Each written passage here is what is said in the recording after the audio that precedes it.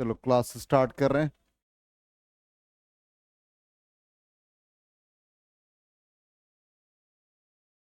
कल के क्लास में सर्किट एनालिसिस कंप्लीट हो गया था।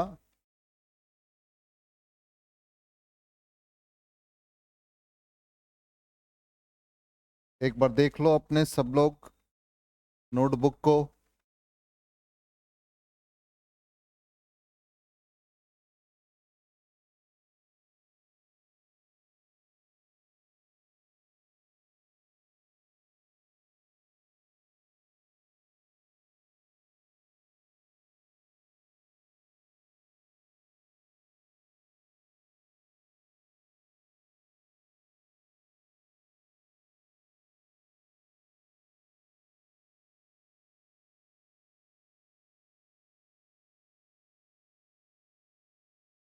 ठीक है, कंटिन्यू करें। तो आज का टॉपिक हम लोगों का कैपेसिटेंस विद डाइलेक्ट्रिक्स है। अब ये देखो कहता है क्या है कि जैसे एक पैरेलल प्लेट कैपेसिटर है। इस पैरेलल प्लेट कैपेसिटर के अंदर एक डाइलेक्ट्रिक स्लैब को डाल दिया। अप्लाइड फील्ड को हम ई नॉट से रिप्रेजेंट कर रहे हैं। ठीक, ये हमारा अप्लाइड फील्ड है जिस पर हम लोग इसको अप्लाइड फील्ड को ई नॉट से रिप्रेजेंट कर रहे हैं। इसके अंदर ये डाइलेक्ट्रिक स्लैब को इंसर्ट कर दिया। जैसे ही डाइलेक्ट्रिक स्लैब को इंसर्ट करेंगे तो यहां पे चार्ज इंड्यूस्ड हो जाएगा।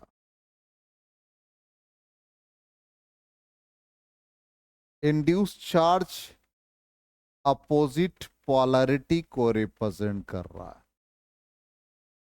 ये जो इंड्यूस्ड चार्ज का सेटअप हुआ ये इलेक्ट्रिक फील्ड डेवलप करेगा और उस इलेक्ट्रिक फील्ड का डायरेक्शन प्लस से माइनस हो, जिसको हम EP electric field due to polarization कहते हैं। Electric field setup by the induced charges. तो नेट फील्ड बन जाएगा applied minus electric field due to induced charges within the dielectric. तो डाइलेक्ट्रिक का थिकनेस टी हो गया और ये जो कंडक्टर है, जो कैपेसिटर है, उस दोनों प्लेट के बीच का डिस्टेंस डी है। तो इसके अंदर ये जो एयर है, अदर मीडियम, इसके लिए distance d minus t act करेगा। इसका मतलब बिटवीन द डाइलेक्ट्रिक्स या between the slabs of conductor या between the polarities of conductor या between the two plates of the conductor तो स्पेस है। एक स्पेस है डाइलेक्ट्रिक का जिसका थिकनेस टी, दूसरा स्पेस है एयर का जिसका थिकनेस टी माइनस टी। यहां तक क्लियर? Yes no? इसका मतलब हमारे पास दो फील्ड है, एक एयर के लिए डी माइनस टी। ठीक, हम इसको ऐसे ही लिख देते हैं जिसे समझ में आता है।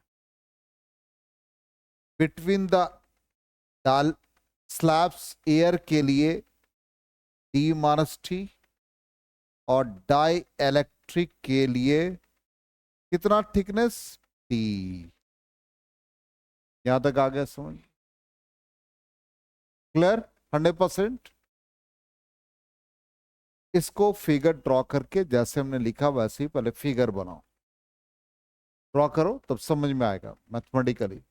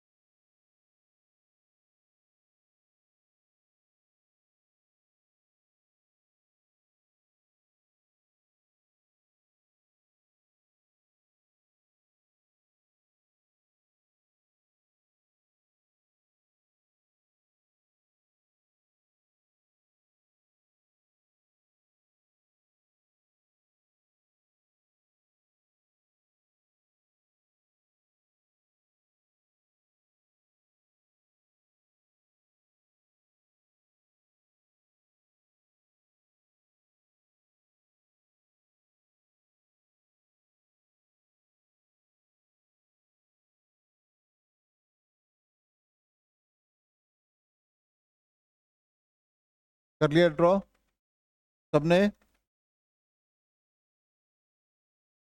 अब यहां देखो, इसको हम लोग डेराइव कर रहे हैं। क्या रिजल्ट आता है उस रिजल्ट को वेरीफाई भी करेंगे।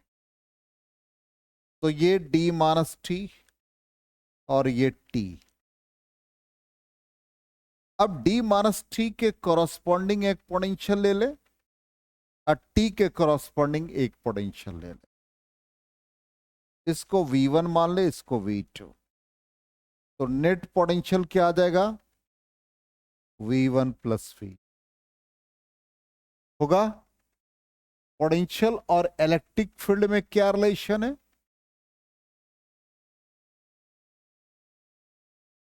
चेहरा ऐसे देख रहा है जैसे पहली बार मेरा चेहरा देख रहा है। और electric field v by D होता है, तो ये तो पूछा है।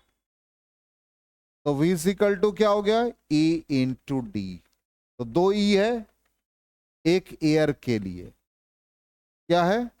d minus T. दूसरा क्या है? डाइलेक्ट्रिक। डायरेक्टली के लिए क्या लिख रहे हैं? फील्ड E और इसका थिकनेस T।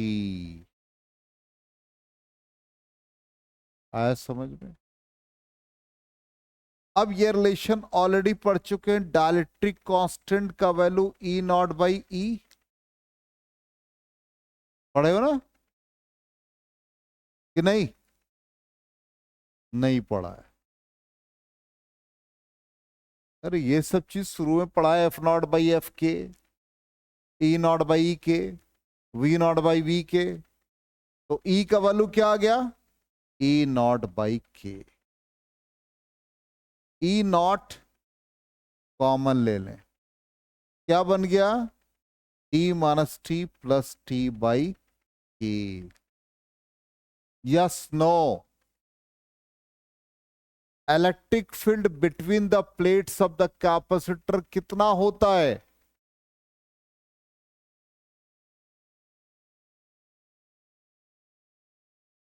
तुम लोग एकदम नहीं पढ़ते हो।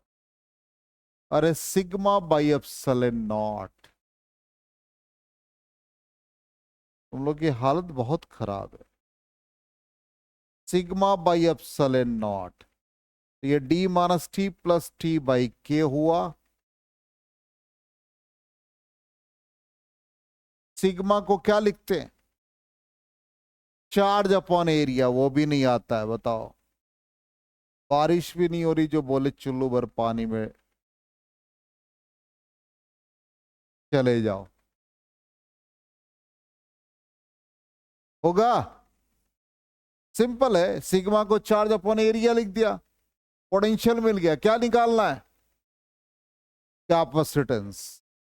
क्या होता है capacitance? Q by V. Q V का वैल्यू निकाल दिया, Q by epsilon naught A. T minus T plus T by K. Q और क्यू कैंसिल हो गया। क्या आ गया result? Epsilon naught A divided by D minus T plus T by K. यही रिजल्ट है। देखो यहां पर ऊपर बॉक्स में देखो, रिजल्ट है या नहीं? चेक करो, है रिजल्ट? यहां रिजल्ट है और यही रिजल्ट हम लोगों ने भी फाइंड किया है। सेम रिजल्ट आया।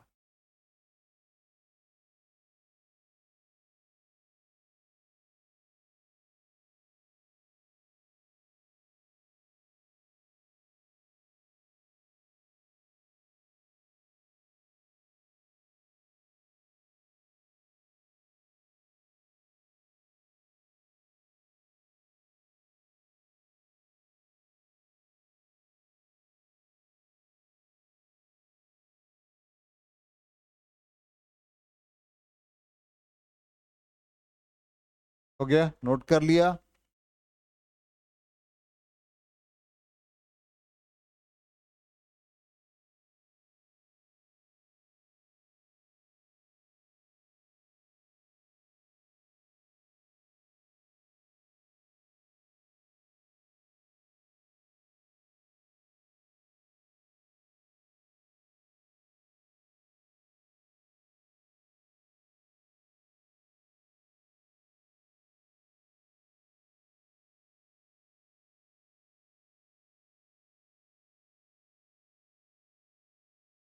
हो गया, नोट कर लिया? कैमरा भी हिला दिया है तुम। रिकॉर्डिंग गड़बड़ हुआ और थोड़ा भी यूट्यूब से कम पैसा मिला, वो सारा पैसा तुमसे ले लेंगे आप।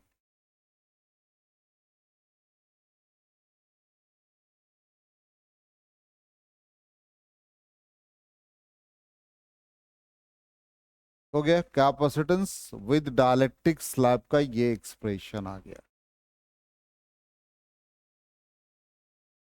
अब आ जाओ, इस डाइलेक्ट्रिक स्लैब की जगह पर कंडक्टिंग स्लैब डाल दें, तब क्या होगा? इरेज करें? चलिए, अब कंडक्टिंग स्लैब डाल देते हैं और देखते हैं क्या रिजल्ट आता है। यहां फिर वैसे ही ये हमारा पॉजिटिव प्लेट और नेगेटिव प्लेट कैपेसिटर का फील्ड अप्लाइड ई नॉट, ठीक, और E within the conducting slab. तो आप कहोगे कि sir E naught minus E p क्यों नहीं लिखा? क्योंकि कंडक्टर में हम लोगों ने पढ़ रखा है कि ई नॉट और ई पी दोनों इक्वल होते हैं। पढ़ा है ना? इनसाइड कंडक्टर इलेक्ट्रिक फील्ड क्या होता है? 0। तो भी हमने यहां पर ई एज्यूम कर लिया कंडक्टर के अंदर। तो अब हमारे पास दो स्पेस बचा। तो क्या स्पेस बचा बता दो? एक स्पेस बचा एयर के लिए D-T, और टी किसके लिए बचा? कंडक्टिंग स्लैब के लिए। अब दोनों का पोटेंशियल लिखो। Potential V is equal to V1 for air and V2 for conducting slab. Electric field और पोटेंशियल में रिलेशन क्या है? E is equal to V by D, है ना रिलेशन?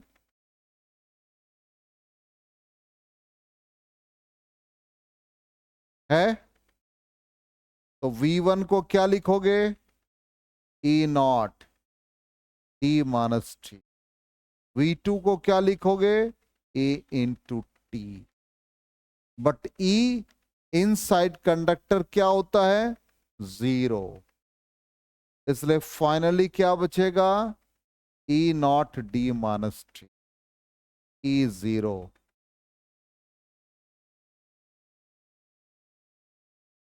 चलो ठीक है, यहां तक। इस इक्वेशन को कंप्लीट कर लें। E नॉट क्या हो गया? Sigma by epsilon not. Sigma को क्या लिखते हैं? चार्ज अपॉन एरिया लिखते हैं। पोटेंशियल मिल गया। क्या निकालना है? Capacitance Q by V. V का वैल्यू डाल दो, epsilon naught A D-T। Q और Q कैंसिल हो गया। क्या आ गया? Epsilon naught A divided by D-T।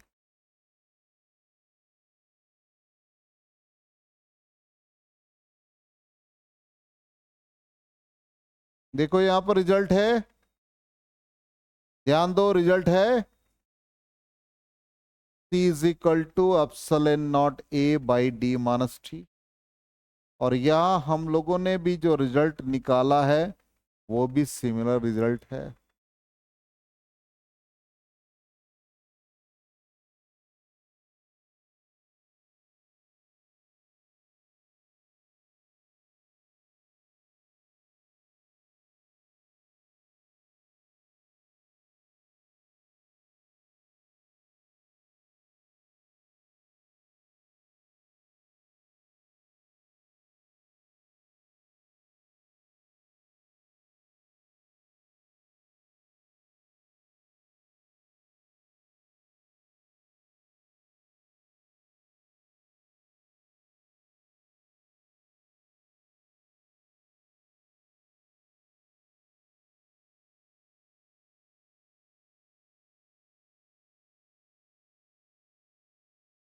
हो गया, कंटिन्यू करें।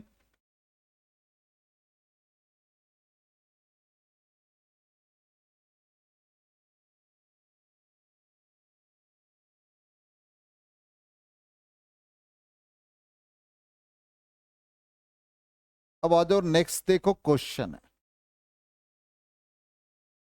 और बहुत अच्छा क्वेश्चन है ये। कहता है capacitor is charged bye a battery. एक कैपेसिटर के प्लेट्स को हमने यहां रिप्रेजेंट किया है। इस कैपेसिटर को एक बैटरी से चार्ज किया, वी। अब कहता है कि कैपेसिटर के अंदर हमने एक डाइलेक्ट्रिक स्लैब डाल दिया। अब charge, electric field, potential difference, capacitance, energy, इन सब पर क्या इंपैक्ट पड़ेगा? कैपेसिटर को जब आप बैटरी से डिस्कनेक्ट कर रहे हैं, ठीक, तो उस कंडीशन में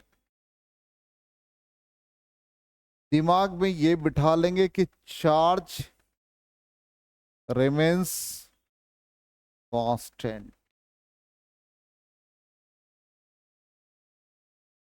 चार्ज कांस्टेंट है जब तक कि उसको आप किसी अनदर डिवाइस से कनेक्ट नहीं करोगे, तब तक चार्ज जो इनिशियल रहेगा वही फाइनल।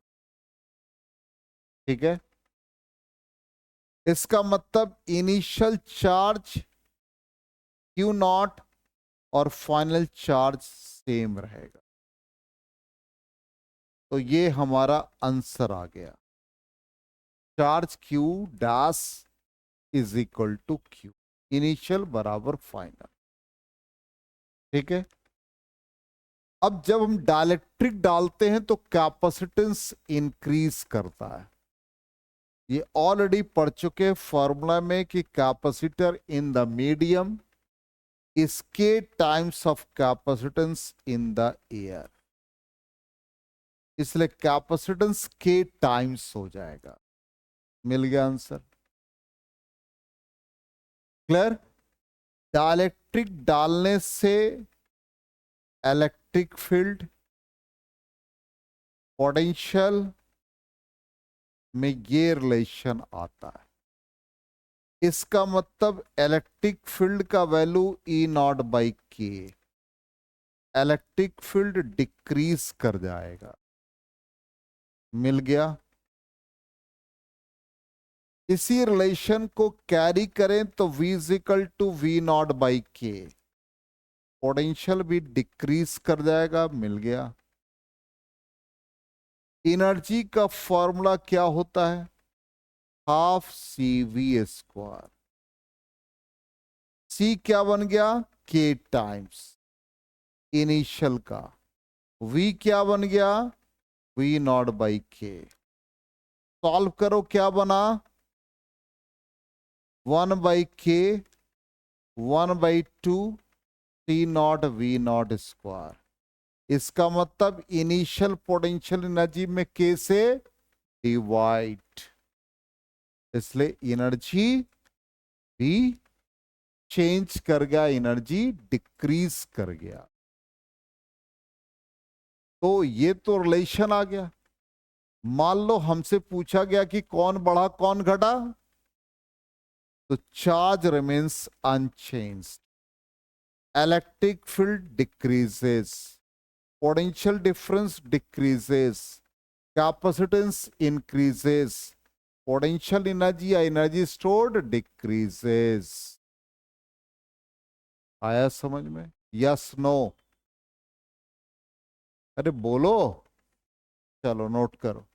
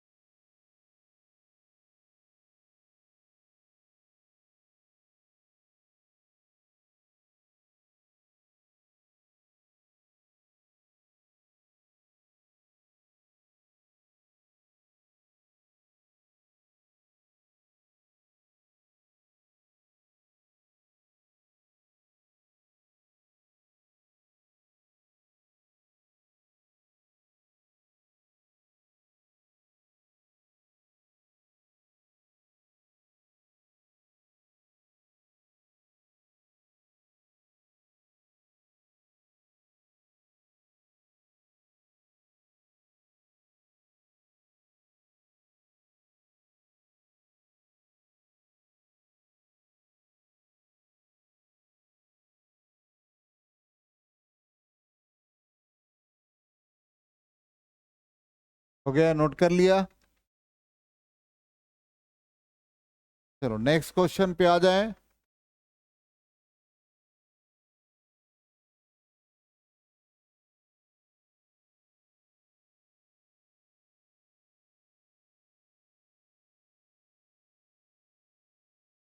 अब नेक्स्ट क्वेश्चन देखो क्या कहता है। कहता है कैपेसिटर को आपने एक बैटरी से चार्ज किया। कलर चेंज कर दे।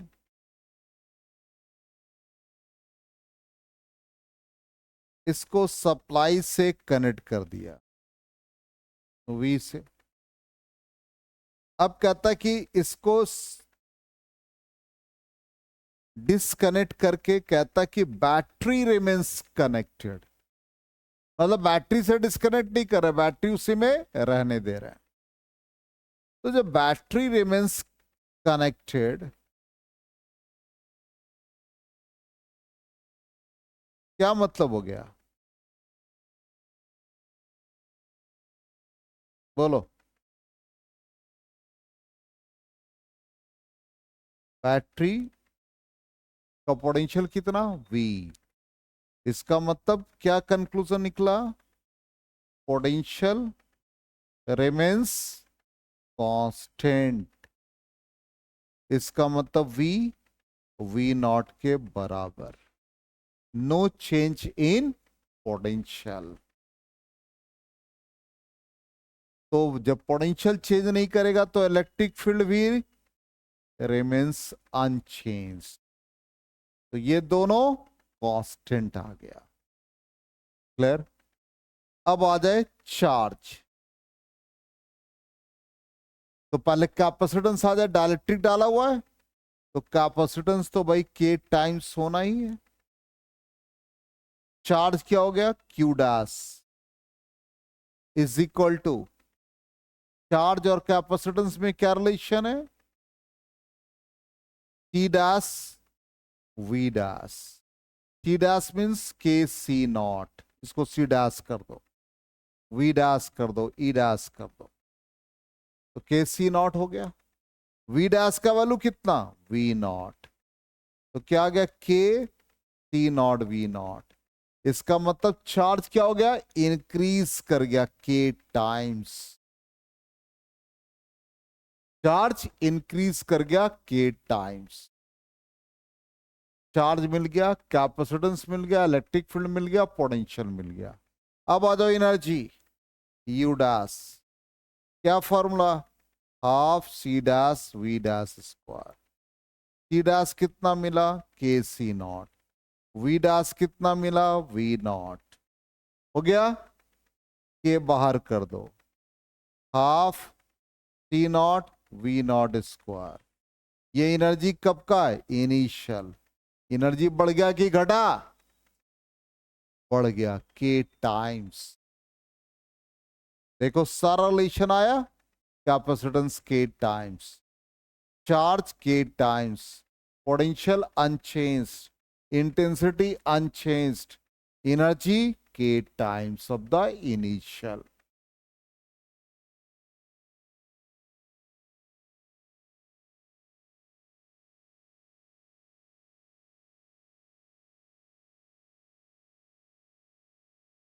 आ गया समझ में?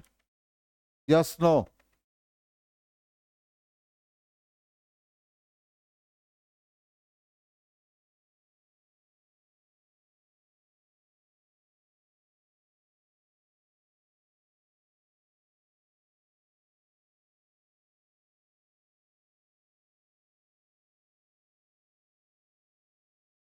इरेज करें?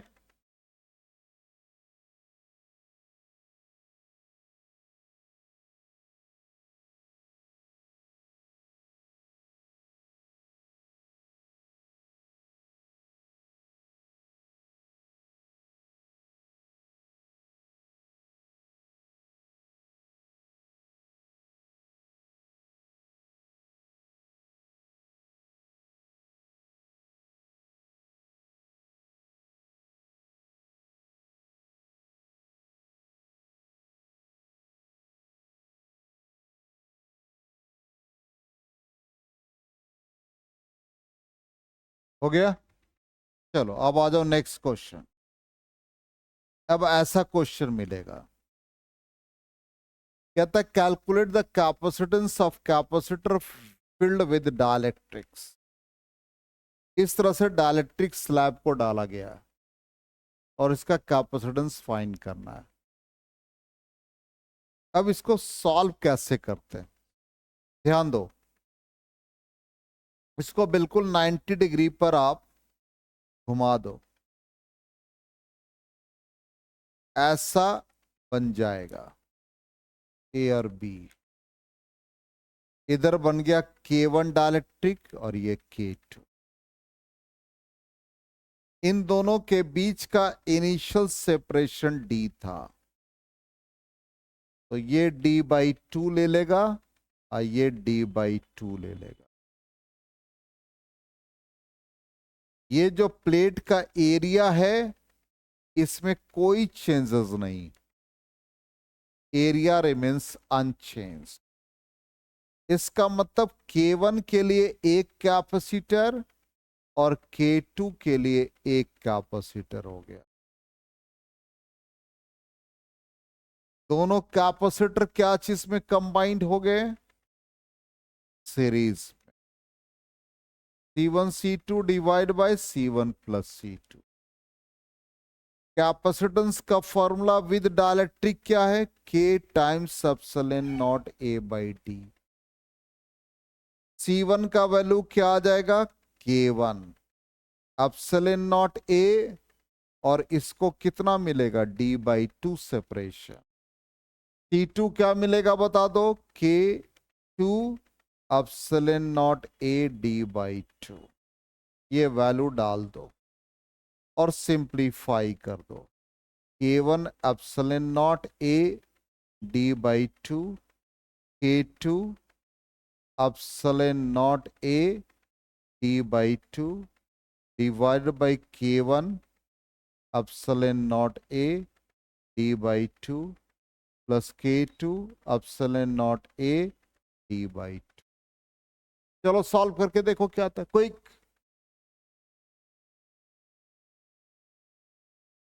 जल्दी करो।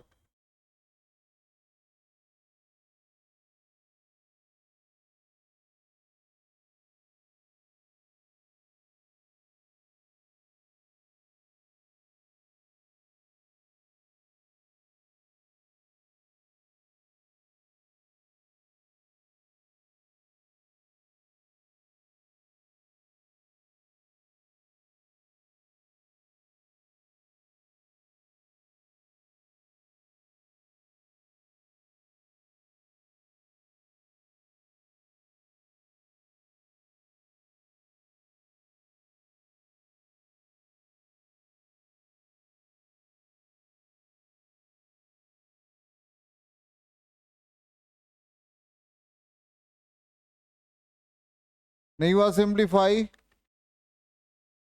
K1 K2 epsilon not A square D² by 4 divide by epsilon not A D/2 means 2 epsilon not A/D common K1 plus K2। अब यहां से एक एप्सिलॉन नॉट इससे कट गया, एक कट गया, D का एक पावर कट गया, तो ये 2, और यहां पर D² by 4 है, तो फाइनली ये आ जाएगा 2 K1 K2 divide by K1 plus K2, और बच गया आपके पास एप्सिलॉन नॉट A/D। यही रिजल्ट आपका यहां पर है, सेम रिजल्ट हम लोगों का भी आ गया।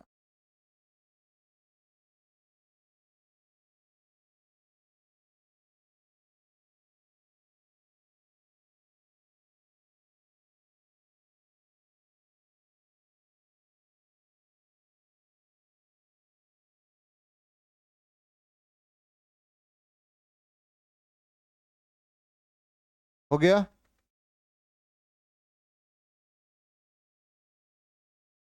नेक्स्ट क्वेश्चन पर आ जाएं।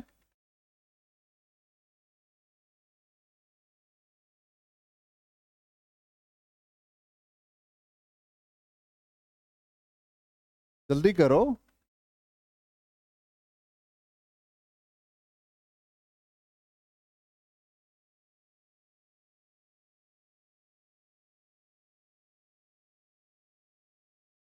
चलो अब नेक्स्ट क्वेश्चन देखो, ऐसा है, इसको भी 90 डिग्री पर मूव कराओ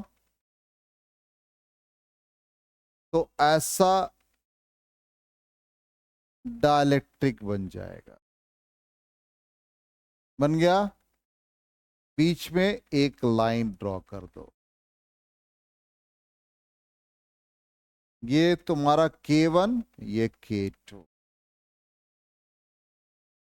एक टर्मिनल A, दूसरा टर्मिनल B। सेपरेशन वही रह गया, लेकिन ये जो प्लेट का एरिया है इसके कलर को बदल दें समझाने के लिए। ये जो एरिया है इस वाले को आधा मिला और इस वाले को आधा मिला, आधा ऊपर और आधा नीचे। सेपरेशन वही रह गया। तो C1 क्या आ गया? Epsilon not A by 2 D K times तो K1। T2 क्या आ गया? K2 epsilon not A by 2 D होगा। अब ये दोनों कैपेसिटर, ऊपर वाला C1 बन गया, नीचे C2, कैसा कॉम्बिनेशन? पैरेलल। इसलिए कैपेसिटेंस का फॉर्मूला क्या लग गया? C1 plus C2। K1 epsilon not A by 2D plus K2 epsilon not A by 2D। Epsilon not A by D common ले लो या 2 कॉमन ले लो, क्या बचा? K1 plus K2। देखो तुम्हारा काम हम कर रहे हैं, आंसर आ गया उतना ही जो हम लोगों ने सॉल्व किया।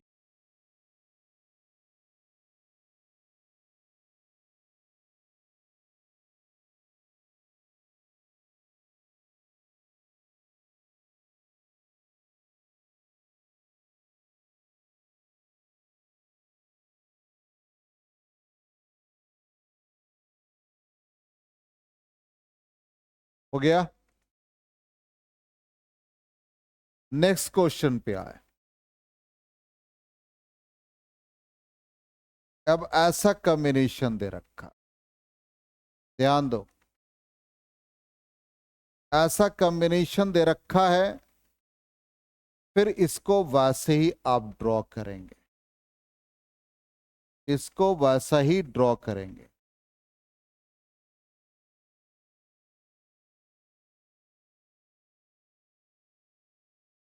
लेफ्ट में ऐसे,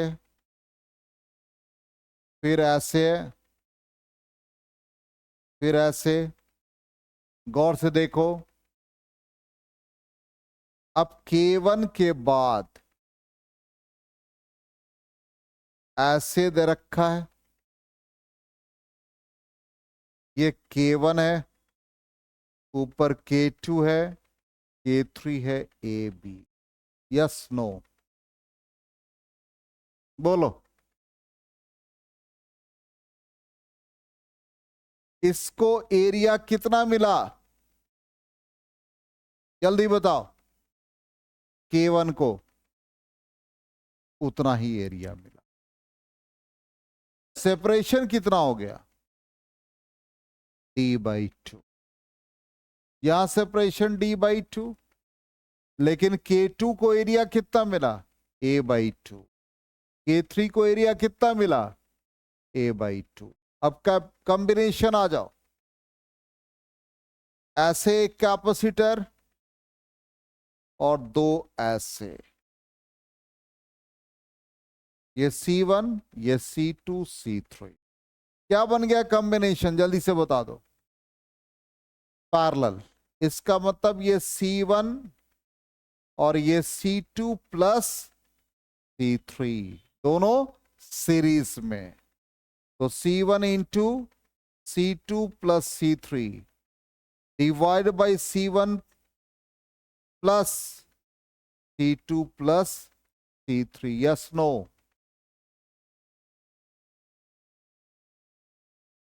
होगा? अब C1 का वैल्यू बताओ, ऊपर लिख रहे हैं K1 अपसले नॉट एरिया उतना ही D/2। C2 का वैल्यू बताओ K2 अपसले not A/2 D/2। C3 बताओ K3 अपसले नॉट A/2 D/2। अब आपका काम है सॉल्व कर लेना, एकदम आसान सा तरीका सिखा रहे हैं।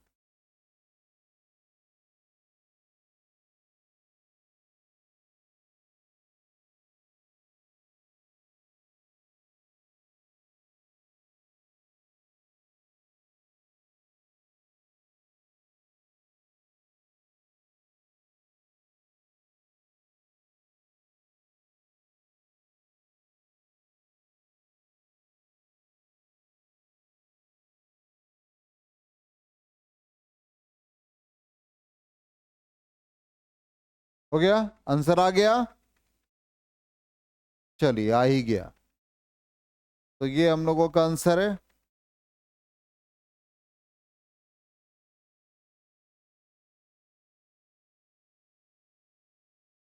आ जाए नेक्स्ट क्वेश्चन पे।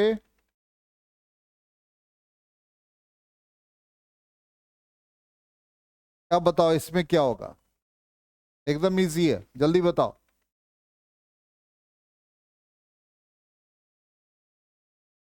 इस वाले का कैपेसिटेंस क्या बना? अब तो डायलेक्ट्रिक K1 K2 नहीं है, तो C1 क्या बन गया? K अपसलन नॉट, इसको एरिया आधा मिला और सेपरेशन भी आधा। T2 बताओ, T2 बोलो कितना आएगा? 4K epsilon not A/2 D/2। T3 बताओ K epsilon not A, area वही है इसका और सेपरेशन आधा है। कॉम्बिनेशन बताओ C1 और C2 पैरेलल में, और सीरीज में क्या गया? C3। इसका मतलब कैपेसिटेंस बन गया C1 प्लस C2 और C3। इफेक्टिव कैपेसिटेंस क्या बन जाएगा?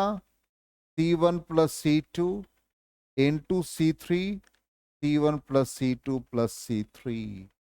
वैल्यू डाल देना, आगे समझ में, नोट कर लीजिए और सिंप्लीफाई करके आंसर आना ही है।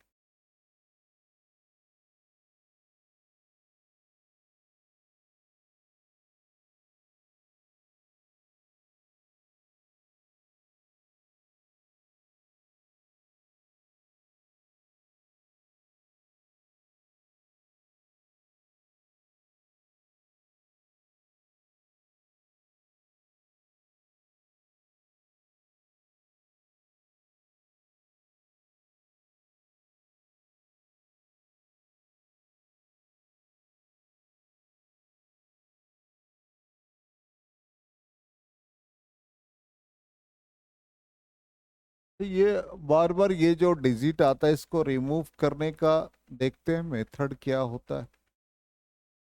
यदि हम इसको हटा दें और ये सेलेक्ट पोजीशन पे रहने दें,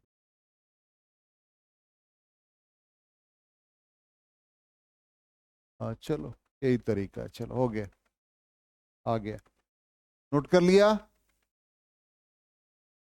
चलिए अब ऐसे क्वेश्चन है, ध्यान दीजिए, ये भी बड़ा इंपॉर्टेंट क्वेश्चन।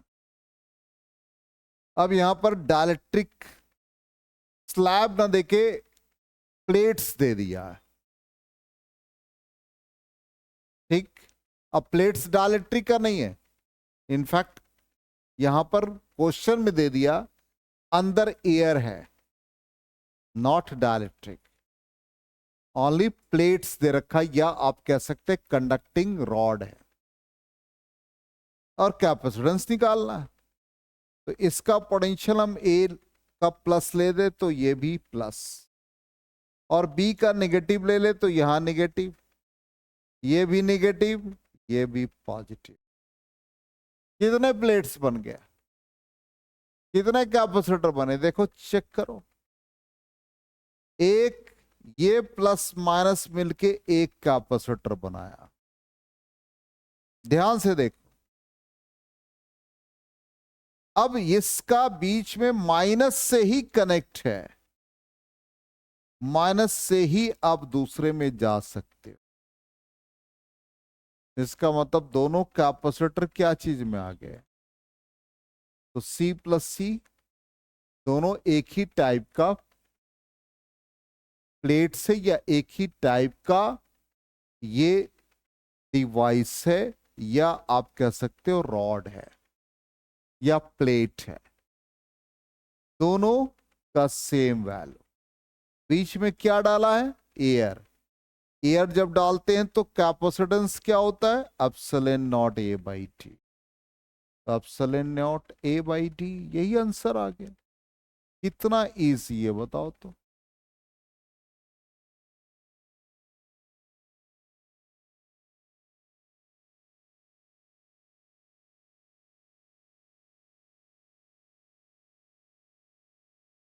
हो गया।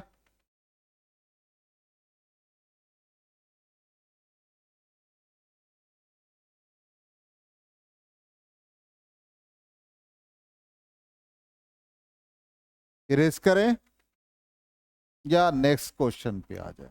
चलो अब यहां पर बताओ कितने प्लेट्स बनेंगे, जल्दी बताओ। ये प्लस,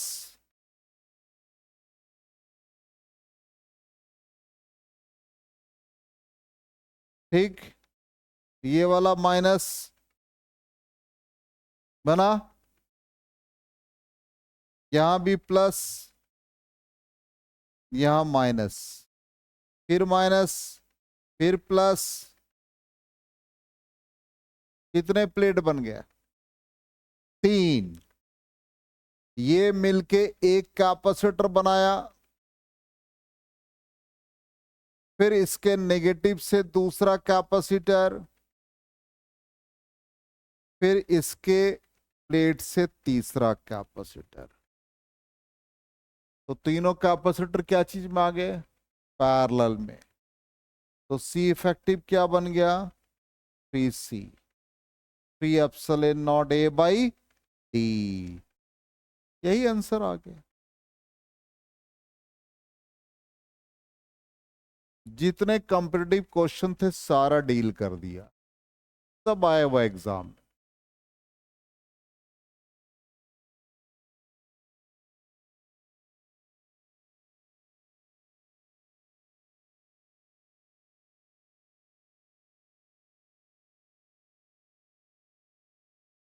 हो गया, नोट कर लिया सबने, कंप्लीट हो गया सबका। तो आज वेडनेसडे, डेट क्या है, 15 मई, ठीक, नोट कर लिया।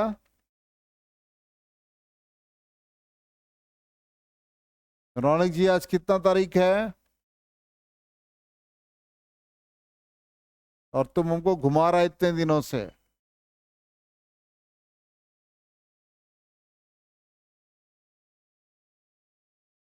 चलिए, तो आज ये पूरा यूनिट, पूरा चैप्टर इलेक्ट्रोस्टैटिक्स खत्म हो गया,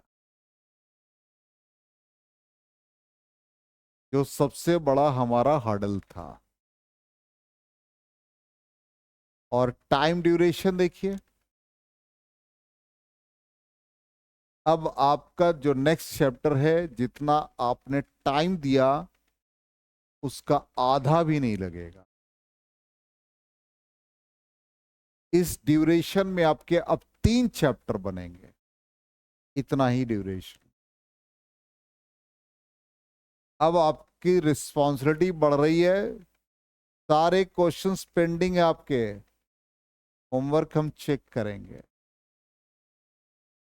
ठीक है ना। नेक्स्ट क्लास में कल हम लोग इलेक्ट्रिसिटी स्टार्ट करेंगे और इस वीक के बाद एक सिस्टमेटिक प्लान के साथ हम लोग टेस्ट ऑर्गेनाइज करेंगे। थोड़ा इस वीक में हडल है के बाद